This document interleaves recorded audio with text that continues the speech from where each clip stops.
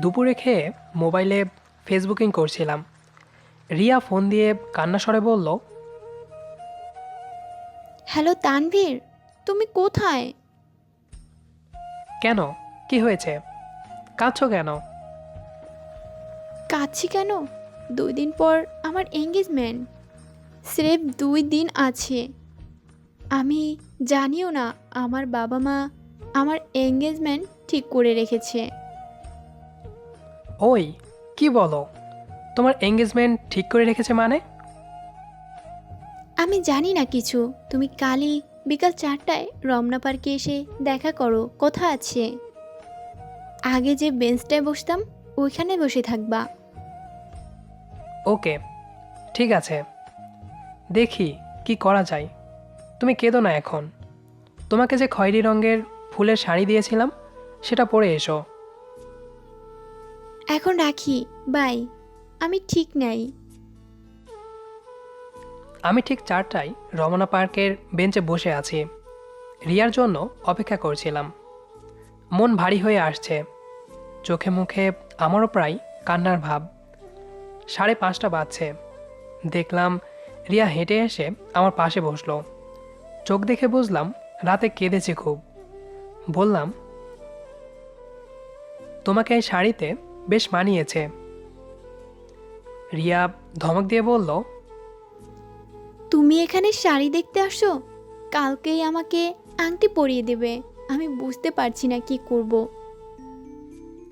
কেন, এঙ্গেজমেন্ট করে নিবা, সুখেই থাকবে তুমি।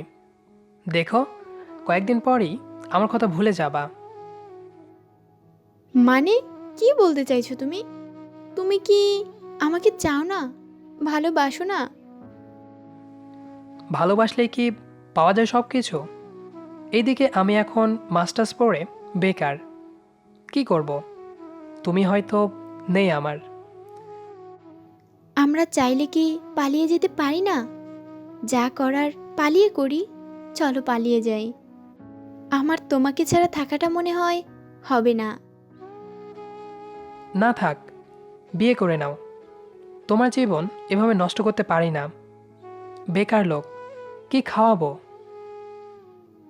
3টে বছর এই ছিল তোমার ভালোবাসা। ওকে বাই, ভালো থাকো।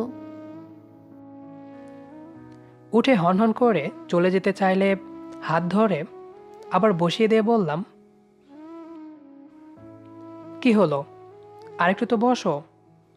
আমি বললাম তো, তুমি আমার কথা ভুলে যাবে, বিয়েটা করো শুধু। ছেলে ছবি কী রকম, একটু দেখাও তো।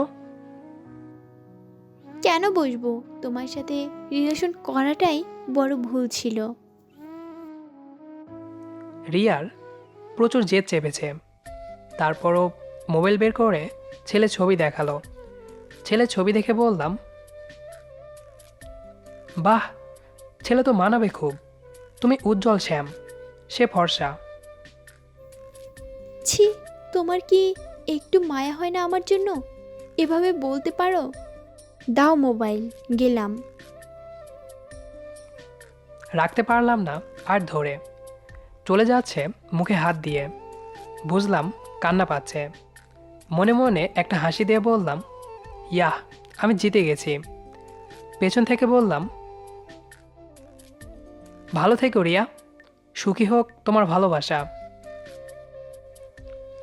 অনার্স 4র্থ বর্ষে পড়ছে রিয়া। আমি অ্যাকাউন্টিং থেকে মাস্টার্স কমপ্লিট করে চাকরি খুঁজছি। মধ্যবিত্ত পরিবার আমার, তবে আমার চাইতে একটু উচ্চবিত্ত রিয়ার ফ্যামিলি। এক ধরনের ভালো লাগা ফিলিংস নিয়েই বাসায় আসলাম। রিয়া কাঁদলেও আমার শুধুই ভালো লাগছিল। রিয়া রাতে আবার ফোন দিয়ে বলেছিল, তোমার ভালোবাসাকে অর্জন করে নিতে চাও না, অনেক কষ্ট পেয়েছি। তুমি বুঝবা একদিন আমাকে এভাবে ঠকানোর মজা। তুমি শুধুই কাঁদছ, দেখো কতই না সুখী হবে। তোমার মতো সুখী আর কমই হবে। শুধু কাল পর্যন্ত দেখো আগে। ফোন রাখলাম, বাই। ঘুম আসছে খুব। কাল আবার বাইরে যেতে হবে, দাওয়াত আছে একটা। ঘুমিয়ে পড়লাম। সকালে উঠে ফ্রেশ হয়ে গোসল করলাম।